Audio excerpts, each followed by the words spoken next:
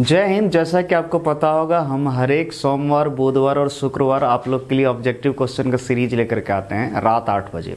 तो जो भी बच्चे नए हैं इस चैनल को सब्सक्राइब कर सकते हैं ताकि आप इस ऑब्जेक्टिव क्वेश्चन क्लास 12 का फिजिक्स का आप कर सके तैयारी। और आजकल आपको पता ही होगा, चाहे कोई भी एग्जाम हो, झारखंड बोर्ड हो, बिहार बोर्ड हो, यूपी बोर्ड हो, कोई भी बोर्ड हो, वहाँ ऑब्जेक्टिव का बहुत ज़्यादा ही वैल्यू है। क्लियर है? इसीलिए ऑब्जेक्टिव की तैयारी बेस्ट होना चाहिए और एक भी क्वेश्चन स्किप नहीं कीजिएगा। और हम कहते हैं पूरा देखिएगा। कारण क्या है? सिंपल सा है, कुछ भी दब नहीं है। ठीक है, सिर्फ ये कारण है कि आप एक कॉन्सेप्ट सीखते चले जाइएगा। बहुत क्वेश्चन इसमें आसान भी रहेगा, कुछ हार्ड भी रहेगा। चलिए स्टार्ट करते हैं। तो चलिए पहला क्वेश्चन लेते हैं। यहाँ देख रहे होंगे आप लोग 21 शुरू हुआ है, क्वेश्चन नंबर 21। कारण क्या है? क्वेश्चन नंबर 1 से 20 तक इससे पहले हम पढ़ा दिए थे। आज डे 2 है, दूसरा दिन है। क्लियर है? तो चलिए स्टार्ट करते हैं। तो 21 क्या बोल रहा है? बोल रहा है पी वेक्टर आघूर्ण वाला एक विद्युतीय द्विध्रुव क्षेत्र ई वेक्टर के साथ 90 डिग्री का कोण बनाता है, तब इस स्थिति पर बल आघूर्ण है। क्या पूछ रहा? बल आघूर्ण। याद कीजिए, बल आघूर्ण टाउ बराबर होता है पी ई साइन थीटा। क्या होता है? P sine theta. तो बाबू पी ई साइन थीटा का वैल्यू कितना लेना? 90 डिग्री, क्योंकि क्वेश्चन बोल रहा है 90 डिग्री है। तो बोलो पी ई साइन 90 की वैल्यू 1 हो गया, तो इसका आंसर कितना हुआ? P E. क्लियर है ऑप्शन में? तो देखिए हमारा आंसर चला गया ए नंबर। क्लियर है? नेक्स्ट अगर देखें क्वेश्चन नंबर 22, बोल रहा है ई वेक्टर तीव्रता के विद्युत क्षेत्र में पी वेक्टर द्विध्रुव आघूर्ण वाले विद्युत द्विध्रुव पर लगने वाला बल आघूर्ण है। क्या है? बल आघूर्ण। तो सिंपल सा टाउ इक्वल टू हम सिखाए थे आपको पी ई साइन थीटा, और इसको वेक्टर फॉर्म में लिखे थे टाउ वेक्टर बराबर P vector cross E vector. Clear है? ये याद रखिएगा, tau equal to P vector cross E vector. ये जो है ये सदिश रूप है। देखिए ऑप्शन नंबर ए। क्लियर है? नेक्स्ट क्वेश्चन नंबर 23 देखते हैं क्या बोल रहा है। बोल रहा है किसी विद्युत द्विध्रुव के अक्ष आर दूरी पर विद्युत क्षेत्र की तीव्रता का मान होता है। तो याद करो, विद्युत द्विध्रुव के अक्षीय रेखा पर विद्युत क्षेत्र तीव्रता ई एक्सियल इक्वल टू हम आपको पढ़ाए थे 1/4πε0 2p/r³। क्लियर है? 2p/r³। क्लियर है? तो जरा ध्यान से देखो, ये सब कांस्टेंट अगर हटा दें तो बोलो ई एक्सियल क्या हो गया? 1/r³। समानुपाती क्या होगा? 1/r³। देखो है ऑप्शन में, तो ये जाएगा डी नंबर। क्लियर है? ई समानुपाती 1/r³। नेक्स्ट अगर देखें क्वेश्चन नंबर 24, बोल रहा है विद्युत तीव्रता की विमा है। तो बोलिए सर विद्युत तीव्रता क्या है? तो बाबू यहाँ पर विद्युत तीव्रता यानी विद्युत क्षेत्र तीव्रता, उसका विमा पूछ रहा है। क्लियर है? तो विद्युत क्षेत्र तीव्रता का मात्रक सबसे पहले याद रखिएगा, इसका मात्रक होता है न्यूटन प्रति कूलम। तो अगर इसको तोड़ें तो न्यूटन को होता है केजी मीटर पर सेकेंड स्क्वायर लिख सकते हैं, और कूलम को लिख सकते हैं एम्पियर सेकेंड। तो पर कूलम है तो पर एम्पियर पर सेकेंड हो गया। तो बोलो केजी मीटर पर सेकेंड एस पर पावर -2 -1 कितना हो जाएगा? -3 हो जाएगा, और ए पर पावर -1 ये हो गया। तो इसके हिसाब से अगर विमा लिखें तो केजी का एम, मीटर का एल, सेकेंड का टी पर पावर -3, ए का ए या आई पर पावर -1। इस तरह ये हो गया विमा, एम एल टी पर पावर -3, ए पर पावर -1। क्लियर है? देखो जरा सा, ए की जगह आई भी लिख सकते हैं। तो ये आंसर गया B number. Next question number 25 क्या बोल रहा है? किसी अचालक पदार्थ के गोले को आवेश देने पर वह वितरित होता है। अचालक मतलब कुचालक। ठीक है? सिंपल से याद रखिएगा।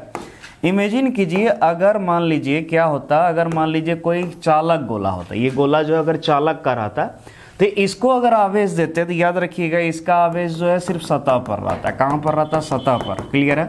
लेकिन अगर अचालक यानी कुचालक है तो इसके अंदर भी आवेश आ जाएगा, क्योंकि कुचालक में सिर्फ सतह पर नहीं अंदर भी चल जाता, कोई दिक्कत नहीं होता है। तो इसका आंसर जाएगा सतह के अलावा भीतर भी। क्लियर है? यानी बी नंबर। लेकिन यही अगर चालक रहता तो याद रखिए सिर्फ सतह पर जाता। क्लियर है? तो चलिए नेक्स्ट क्वेश्चन। क्वेश्चन नंबर 26 क्या बोल रहा है? बोल रहा है किसी परावैद्युत का परावैद्युतांक यदि एप्सिलॉन आर हो। क्लियर है? फिर समझिएगा, किसी परावैद्युत का परावैद्युतांक यदि एप्सिलॉन आर हो तो उसमें दो बिंदु आवेशों के बीच क्रियाकलाप बल एफ हो। कितना हो? एफ हो। तो परावैद्युत को हटा देने पर उन दोनों आवेशों के बीच क्रियाशील बल का मान होगा। यानी समझो, बोल रहा है जब दो बिंदु आवेश के बीच एक परावैद्युत डाला गया, ठीक है, और परावैद्युत का कितना है? परावैद्युतांक एप्सिलॉन आर है, तो उसमें बल एफ लग रहा है। यानी एक तरह से बोले तो हमको माध्यम में लगने वाला बल एफ एम का वैल्यू दे दिया गया एफ। ठीक है? और हमको बोल रहा है जब इसको हटा लें तो क्या हो जाएगा? निर्वात, और निर्वात का बल को एफ नॉट सूचित कर रहे हैं। ये पूछ रहा है क्या होगा। क्लियर है? एफ एम दिया एफ और हमसे एफ नॉट पूछ रहा है। क्लियर है? तो याद करो हम आपको सिखाए थे कि परावैद्युत नियतांक equal to F naught by F M, याद होगा, K equal to F naught by F M, याद होगा।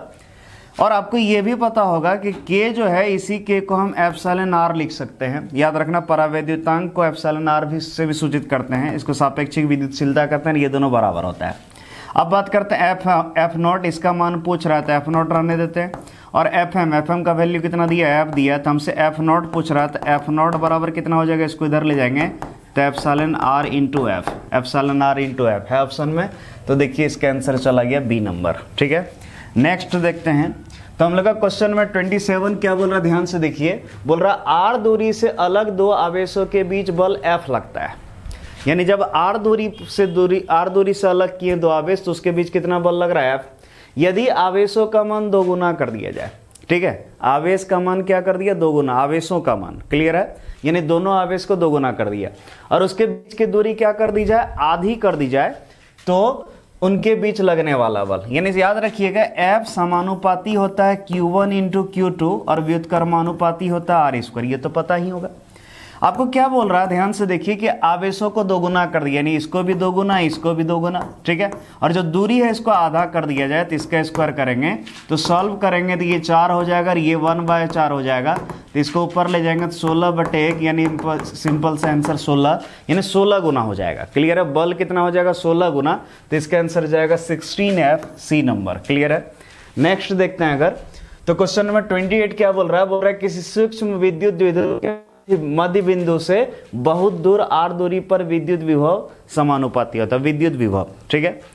अब जरा समझो क्वेश्चन क्या बोल रहा है बाबू, एक विद्युत द्विध्रुव है, सूक्ष्म विद्युत द्विध्रुव माइनस क्यू प्लस क्यू, ये इसका केंद्र, इससे बहुत दूर आर दूरी पर, यानी यहाँ पर कहीं पर है, ये दूरी दे दिया गया आर, ठीक है, यहाँ से यहाँ तक दूरी कितना दे दिया आर, तो बोल रहा है यहाँ पर विद्युत विभव होगा। तो सिंपल सा विद्युत विभव याद रखना, जब भी अक्षीय रेखा पर निकालेंगे तो उसका फॉर्मूला जो आएगा वो याद रखिएगा, जो भी आएगा उसको ध्यान से अगर याद होगा तो आप देखिएगा भी व्युत्क्रमानुपाती होगा आर स्क्वायर के, भी किसके व्युत्क्रमानुपाती होगा, आर स्क्वायर के, ठीक है। तो याद रखिएगा भी व्युत्क्रमानुपाती आर स्क्वायर होगा, तो देखिए है ऑप्शन, तो इसका आंसर गया सी नंबर, क्लियर है। नेक्स्ट बोल रहा है एक स्ट्रेट कूलम बराबर कितना कूलम, तो याद रखिएगा आप पढ़े थे एक स्ट्रेट कूलम, ठीक है, एक स्ट्रेट कूलम बराबर कितना होता है, तो 1/3 इंटू 10⁻⁻9 कूलम, क्लियर है। एक स्ट्रेट कूलम बराबर 1/3 इंटू 10⁻⁻9 कूलम है ऑप्शन, तो बाबू इसका आंसर गया डी नंबर, ठीक है। नेक्स्ट देखें, तो बाबू क्या बोल रहा है, यदि दो सुचालक गोले अलग अलग आवेशित करने के बाद परस्पर जोड़ दिए जाते हैं, यानी दो सुचालक गोला है, यानी दो चालक का बना हुआ गोला है, उसको अलग अलग आवेशित किया, मतलब दोनों का चार्ज अलग अलग दिया गया है, क्लियर है, और अलग अलग आवेश देने के बाद दोनों को जोड़ दिया, ठीक है। इमेजिन करो, जरा समझो ध्यान से। अब जैसे समझे, मान लीजिए एक गोला ये है, एक गोला ये है, ठीक है, एक गोला इसका नाम मान लो ए है, इसका नाम बी है, और इसको आवेश दिया मान लो Q1 और इसको नाम आवेश दिया Q2, दोनों का अलग अलग आवेश दिया। और अलग अलग अगर आवेश है तो डेफिनेट विभवांतर भी इसका अलग अलग ही होगा, तो डेफिनेट है इसको हम क्या कर दिए, अब जोड़ दिए, तो जोड़ेंगे तो क्या होगा आपको पता होना चाहिए, आवेश का तो इधर उधर जाएगा ही, आवेश या तो इससे उधर या उससे इधर आएगा, क्लियर है, यानी आवेश का आदान प्रदान होगा, लेकिन याद रखिएगा आवेश का आदान प्रदान होने से कुछ नहीं होता, आवेश फिर भी संरक्षित रहेगा, पहले का जितना आवेश रहेगा बाद में भी उतना ही रहेगा, लेकिन यहाँ ऊर्जा संरक्षित नहीं रहेगा। कारण क्या है, जब इलेक्ट्रॉन जब इससे प्रवाहित होगा, चाहे इधर से इधर या उधर से इधर, तो बाबू इसके कारण ऊष्मा उत्पन्न हो जाएगा, क्योंकि इलेक्ट्रॉन प्रवाहित होने से धारा उत्पन्न हो जाती है, जिसके कारण ऊष्मा उत्पन्न होगा और ऊष्मा के रूप में ऊर्जा का यहाँ हानि हो जाएगा, इसलिए यहाँ ऊर्जा संरक्षित नहीं रहेगा, ऊर्जा का हानि हो जाएगा, क्लियर है। तो हम बोल सकते हैं यहाँ पर क्या रहेगा, आवेश तो संरक्षित रहेगा लेकिन ऊर्जा संरक्षित नहीं रहेगा, तो इसका आंसर जाएगा दोनों गोलों की ऊर्जा संरक्षित रहेगी, जी नहीं, बिल्कुल ऐसा नहीं, दोनों का आवेश संरक्षित रहता है, बिल्कुल सही है होगा, दोनों का आवेश क्या रहता है, संरक्षित, सीधे ऊर्जा आवेश दोनों बाबू, यहाँ सिर्फ आवेश संरक्षित होगा, ऊर्जा संरक्षित नहीं होगा, क्लियर है, तो इसका आंसर गया बी। नेक्स्ट क्वेश्चन नंबर 31 क्या बोल रहा है, बोल रहा है एक प्रोटॉन को 1 वोल्ट विभवांतर से त्वरित किया जाता है, इसके द्वारा ग्रहण की गई ऊर्जा होगी, क्लियर है। ऊर्जा बराबर याद रखिएगा बाबू, ऊर्जा बराबर होता है Q इंटू भी, Q इंटू भी, क्लियर है। तो बोलो Q जो है प्रोटॉन का आवेश बोल रहा है, और प्रोटॉन का आवेश होता है E, ई का वैल्यू होता है 1.6 इंटू 10⁻⁻19 कूलम। तो ई ले लिए इंटू भी यानी विभवांतर कितना है, तो बोल रहा है 1 वोल्ट। कितना वोल्ट? 1 वोल्ट। तो हम बोल सकते हैं 1 इलेक्ट्रॉन वोल्ट। इसका ऊर्जा जो आएगा कितना? 1 इलेक्ट्रॉन वोल्ट है ऑप्शन। इसका आंसर गया बी। क्लियर है। नेक्स्ट अगर देखें तो बोल रहा है 32 बोल रहा है आर त्रिज्या के गोलाकार चालक को क्यू आवेश दिया गया है। क्लियर है, ध्यान से देखिए क्या बोल रहा है। आर त्रिज्या के गोलाकार आवेश को कितना दिया है, सॉरी आर त्रिज्या के गोलाकार चालक को कितना आवेश दिया गया? क्यू। बोल रहा है क्यू आवेश वाले कण को इसके केंद्र से पृष्ठ तक ले जाने में किया गया कार्य होगा। अब जरा समझने की कोशिश कीजिए बाबू। मान लीजिए कोई गोला है, क्या है? गोला है, और इस गोला का त्रिज्या हमको बोल रहा है कितना है? आर है। ठीक है, कितना है? आर। ठीक है, आर मतलब इसका जो त्रिज्या है यहां से यहां आर है, और इसको आवेश दिया गया। इसको जो सतह पर डेफिनेट गोला है, चालक है, डेफिनेट इसके पूरे सतह पर आवेश जाएगा। तो आवेश जो दिया गया वो क्यू दिया गया, और बोल रहा है एक आवेश क्यू है। ठीक है, एक आवेश क्या है? छोटी क्यू। इस क्यू को इसके केंद्र से यहां से सतह तक ला रहा है, यहां से यहां तक। अब इमेजिन करो यहां से यहां तक लाने में हमसे कार्य पूछ रहा है, और आपको पता होना चाहिए किसी भी चालक के अंदर जो विभव रहता है भी वो कांस्टेंट रहता है, यानी वो यहां से यहां तक कोई भी बदलेगा नहीं। याद रखना, यहां से यहां तक ले जाओगे तो विभव में जरा सा भी अंतर नहीं होगा, और जब विभवांतर ही नहीं होगा तो सोचो इसका मतलब कार्य भी नहीं हुआ है। क्लियर है।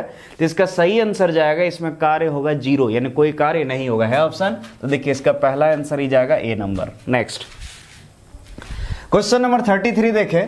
बोल रहा है जब एक परीक्षण आवेश को अनंत से किसी विद्युत द्विध्रुव के लंब अर्धक के अनुदिश लाया जाता है तो किया गया कार्य होता है। ध्यान समझिएगा। जैसे मान लो ये विद्युत द्विध्रुव है, इसका आवेश माइनस क्यू है, ये प्लस क्यू है, इसका ये केंद्र है। तो यहां पर केंद्र को जनरली ओ से सूचित करते हैं। कर लिए। जरा ध्यान से देखिए क्या बोल रहा है? लंब अर्धक।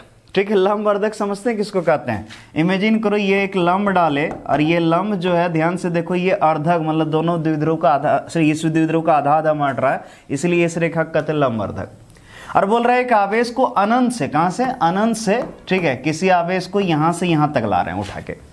तो भाई यहां से यहां तक लाएंगे लंब अर्धक के अनुदिश। तो सिंपल सा हम बताए होंगे किसी भी विद्युत द्विध्रुव के विषुवतीय रेखा इसको कहते हैं।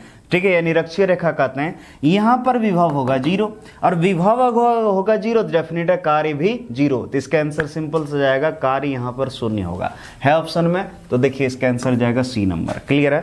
नेक्स्ट अगर देखें तो बोल रहा है 34 नंबर क्या बोल रहा है? बोल रहा है एक इलेक्ट्रॉन तथा एक प्रोटॉन एक दूसरे के समीप आ रहे हैं तो निकाय की स्थितिज ऊर्जा। ठीक है, तो इसका जाएगा घट रही है, बढ़ रही है, क्या हो रही है? तो सिंपल सा स्थितिज ऊर्जा घट रहा है या बढ़ रहा है, सिंपल सा निकालिएगा। याद करो हम सिखाए थे एक ट्रिक, यारो भूल न जाना स्केलर हो तो प्लस माइनस जरूर लगाना। जरूर हम सिखाए होंगे, यारो भूल न जाना स्केलर हो तो प्लस माइनस जरूर लगाना। तो बाबू यहाँ पर हमसे पूछ रहा है क्या?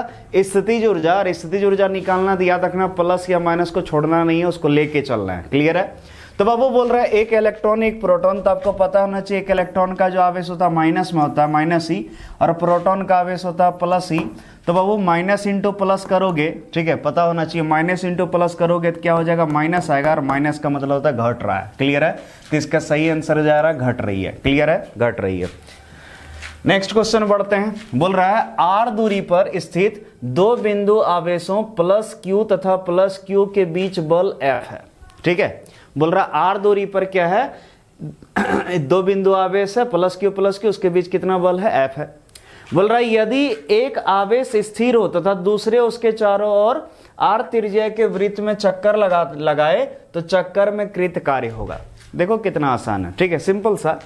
बोल रहा है कि दो आवेश है, एक है मान लो प्लस क्यू, ठीक है, और दूसरा भी है प्लस क्यू। क्लियर है। और इसके बीच का दूरी है आर, और बोल रहा है कि इसके बीच बल लग रहा है एफ। कितना लग रहा है? एफ। तो डेफिनेटली ये प्लस ये विकर्षित करेगा बल, कितना लगेगा? एफ इधर लगेगा। और बोल रहा है इसमें एक जो आवेश है ये स्थिर है, ये यही रहे, लेकिन ये वाला दूसरा वाला जो है ये इस तरह करके इसके चारों ओर इस तरह करके घूमे। क्या हो? घूमे। तो सिंपल सा अगर ऐसा घूम रहा है इसका मतलब विस्थापन इधर हो रहा है। अगर ऐसे घुमा रहा है तो विस्थापन इधर। तो देखो बल इधर लग रहा है, विस्थापन इधर हो रहा है, यानी कौन कितना? 90 डिग्री। और डब्ल्यू कार्य बराबर होता है एफ एस कॉस थीटा, बल को ने विस्थापन इंटू कॉस थीटा। मान लो बल एफ लग रहा है, विस्थापन एस हो रहा है, कॉस थीटा कितना हो रहा है? 90 डिग्री। और कॉस 90 की वैल्यू आपको पता ही होगा। ठीक है, cos 90 की वैल्यू होगा 0, तो सिंपल सा एफ एस इंटू 0, तो सिंपल सा कार्य कितना हो गया 0। क्लियर है, तो इसका आंसर जाएगा 0, यानी इसमें कोई कार्य नहीं होगा। नेक्स्ट अगर देखें तो क्या बोल रहा है, ध्यान से देखिए, बोल रहा है ई वेक्टर तीव्रता के समरूप विद्युत क्षेत्र P में P वेक्टर द्विध्रुव आघूर्ण वाला एक विद्युत द्विध्रुव क्षेत्र के दिशा के लंबवत स्थित है। यानी क्षेत्र के दिशा के क्या लंबवत, यानी पहले बोल रहा है कि एक विद्युत क्षेत्र है ई वेक्टर, उसमें एक P वेक्टर वाला द्विध्रुव आघूर्ण वाला एक द्विध्रुव है, विद्युत द्विध्रुव, और वो लंबवत रखा है। क्लियर है, बोल रहा है इसे इस स्थिति से 180 डिग्री में घुमाने किया गया कार्य होगा। कितना, 180 डिग्री, मतलब पहले 90 डिग्री पर है, उसको 180 पे घुमा दिए। तो जरा समझो ध्यान से, यानी θ1 है 90 डिग्री और हमको θ2 कितना हो गया 180 डिग्री, मतलब प्रारंभिक है 90 डिग्री, दूसरा है कितना 180। तो हमको पूछ रहा है कार्य, तो u बराबर हम आपको सिखाए थे सिंपल सा P cos θ2 minus cos θ1। Clear है, तो बोलो P cos θ2 का वैल्यू कितना बाबू 180 डिग्री माइनस cos θ1 का वैल्यू कितना 90 डिग्री, तो P बोलो cos 180 की वैल्यू -1 माइनस cos 90 की वैल्यू 0, तो सिंपल सा P बोलो -1 में 0 घटाएंगे तो -1 आएगा, तो सिंपल सा आंसर जाएगा इसका -P। कितना, -P है ऑप्शन में। तो देखिए -P कहीं ऑप्शन में नहीं है, ए नंबर में P है, लेकिन यहाँ माइनस जो है ना गलती से छूट गया होगा, याद रखिएगा यहाँ माइनस रहेगा। क्लियर है, तो याद रखिएगा कितना -P, ए नंबर। ठीक है, नेक्स्ट देखें बाबू, ध्यान से देखना, बोल रहा है विद्युतीय क्षेत्र में किसी विद्युत द्विध्रुव को घुमाने में किया गया कार्य होता है। क्लियर है, विद्युतीय क्षेत्र में एक विद्युत द्विध्रुव को घुमा रहे हैं, तो घुमाने में कितना कार्य है वो, तो सिंपल से इसका एक फॉर्मूला ये भी पढ़ाए थे, कार्य बराबर P1 माइनस cos θ। क्लियर है, ये सिंपल सा फॉर्मूला है, तो इसको हम क्या प्रूव करें, ए नंबर। नेक्स्ट बाबू, ये क्वेश्चन थोड़ा सा न्यूमेरिकल टाइप का, ध्यान से देखिएगा इसको। क्या बोल रहा है, बोल रहा है +8 माइक्रोन कूलाम तथा +12 माइक्रोन कूलाम के दो बिंदु आवेश वायु में 10 सेंटीमीटर की दूरी पर स्थित है। कितना सेंटीमीटर, 10। क्लियर है, बोल रहा है इन्हें 4 सेंटीमीटर निकट खिसकाने में कृत कार्य है, यानी 4 सेंटीमीटर इसको नजदीक ले आए तो उसमें कितना कार्य करना पड़ा वो चीज। तो सिंपल सा सबसे पहले अगर बात करें तो याद रखिएगा कार्य मतलब ऊर्जा ही होता है एक तरह का, और विद्युत स्थिति ऊर्जा का हम फॉर्मूला आपको पढ़ाए थे, U = 1/4πε0, याद होगा, U = 1/4πε0 Q1 Q2/R, ये था फॉर्मूला। एक्चुअल माइनस भी था, लेकिन माइनस यहाँ टेंशन नहीं लेना, क्योंकि माइनस बताता संरक्षण प्रकृति का। ठीक है, कि उल्टा लाए इधर से लाए अनंत से, तो वो लगाने की जरूरत नहीं है। तो बाबा ये है फॉर्मूला। क्लियर है, लेकिन आपको भाई कार्य निकालना है, तो कार्य निकलेगा सिंपल सा, आपको पहले जैसे इमेजिन करो, सोचो जरा सा, किसी भी निकाय का ऊर्जा था 10 जूल। कितना था, 10 जूल, और बाद में उसको क्या किया, नजदीक ले आया तो इमेजिन करो ऊर्जा हो गया 12 जूल, तो कार्य कितना हुआ होगा, तो डेफिनेट है पहले 10 जूल था, बाद में 12 जूल हुआ, तो डेफिनेट है 2 जूल हम कार्य किए। तो कैसे निकाले, तो आप क्या किए, अंतिम ऊर्जा में प्रारंभिक ऊर्जा को घटा दीजिए, आपको कार्य निकल जाएगा। क्लियर है, दिमाग में सेट कर लो, अगर कार्य निकालना तो क्या करना, अंतिम ऊर्जा में प्रारंभिक ऊर्जा को घटा देना, कार्य निकल जाएगा। ये चीज दिमाग में सेट रखना। ठीक है, तो चलो शुरू करें, ध्यान से देखना। तो बाबू हमको सिंपल सा कार्य निकालना है, तो कार्य निकालने के लिए आपको क्या करना है, U2 में U1 घटा देना। ठीक है, तो W बराबर U2 मतलब सिंपल सा फॉर्मूला 1/4πε0 Q1 Q2/R²। ठीक है, सॉरी सिर्फ R है, तो R के जगह हमको R2 लेना होगा। R2 मतलब U2 लेना है, अंतिम ऊर्जा लेना है, दूरी भी अंतिम लेना है, माइनस बोलो 1/4πε0, बोलो इसका U1 निकालना है, तो क्या होगा फॉर्मूला, Q1 × Q2/R1 होगा। क्लियर है, गौर से देखिए, कॉमन आएगा 1/4πε0 Q1 Q2, देखो दोनों कॉमन है तो ले लो, 1/4πε0 Q1 Q2 कॉमन आ गया, तो क्या बचा हमारा 1/R2 - 1/R1। क्लियर है, तो अगर हम वैल्यू रखें तो W बराबर कितना हो जाएगा, तो W बराबर हो जाएगा, देखिए जरा ध्यान से, इसका वैल्यू होगा 9 × 10⁹। ठीक है, Q1 का वैल्यू है कितना है बाबू, 8 माइक्रोन कूलम है, और प्लस है, तो इसीलिए प्लस लिख के क्या फायदा, माइनस रहता जरूर माइनस लेते, क्यों? क्योंकि याद करो सिखाते यारो बोलना जाना स्केलर है तो प्लस माइनस जरूर लगाना, और कार्य निकालना है या फिर ऊर्जा निकालना ये स्केलर होता है, अदिश राशि होता है, इसलिए प्लस माइनस का ध्यान रखना। लेकिन दोनों यहाँ प्लस ही है, प्लस इंटू प्लस प्लस ही होगा, तो हम इसीलिए नहीं लिखेंगे बार। तो बोलो कितना है 8 माइक्रोन कूलम, तो 8 इंटू 10⁻⁻6। दूसरा 12 माइक्रोन कूलम यानी 12 इंटू 10⁻⁻6, ठीक है, बाय 1/r2, ठीक है, 1/r2। R2 कितना है दूरी? तो बोलो पहले 10 सेंटीमीटर था और 4 सेंटीमीटर निकट ला दिए, 4 सेंटीमीटर निकट ला दिए, मतलब कितना बचा 6 सेंटीमीटर। तो हुआ 6 सेंटीमीटर है, तो इसको मीटर में बदलने के लिए 10⁻⁻2 से मल्टीप्लाई करेंगे, ठीक है, माइनस 1/r1। R1 में प्रारंभिक दूरी कितना 10 सेंटीमीटर, तो 10 × 10⁻⁻2 करेंगे। क्लियर है?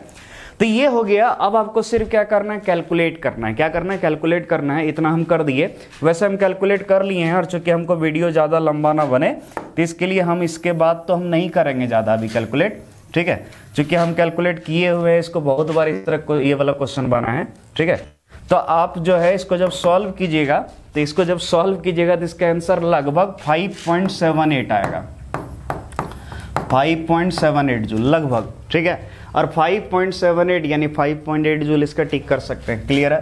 तो इसका आंसर गया डी नंबर। आ रहा समझ में? अब देखिएगा सॉल्व करके उतना आएगा। क्लियर है?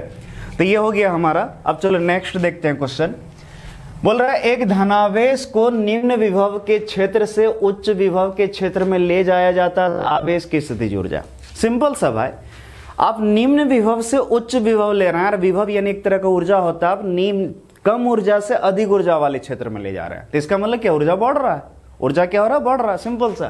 तो इसका स्थितिज ऊर्जा क्या होगी? बढ़ेगी, ठीक है।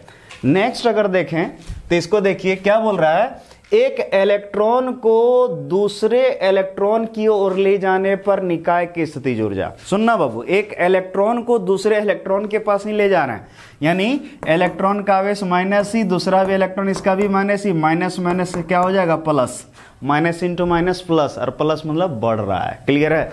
याद करो, इसका आंसर बढ़ती है।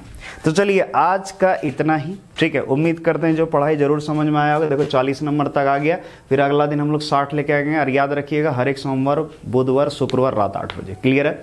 तो इसको जो है PDF हम सेंड कर देंगे, जो भी बच्चे मेरे पास पढ़ते हैं उनको PDF भेज देंगे हम ग्रुप में, टेंशन नहीं लेना है, ठीक है। नोट करने की कोई ज़रूरत नहीं, आपको सिर्फ समझना है, और इसका नोट्स भी हम दे चुके हैं आपको, ठीक है, तो वो कर लीजिएगा। और जो भी बच्चे मेरे पास नहीं पढ़ते हैं, यूट्यूब में देख रहे हैं, तो हम अगला दिन बताएंगे कि आपको PDF कैसे मिलेगा। क्लियर है? सस्पेंस रखिए, इस वीडियो को सब्सक्राइब, सर इस चैनल को सब्सक्राइब कर लीजिए, ताकि अगला दिन पता चल जाए इसका PDF वगैरह कैसे मिलेगा। क्लियर है? तो चलिए आज के लिए थैंक यू।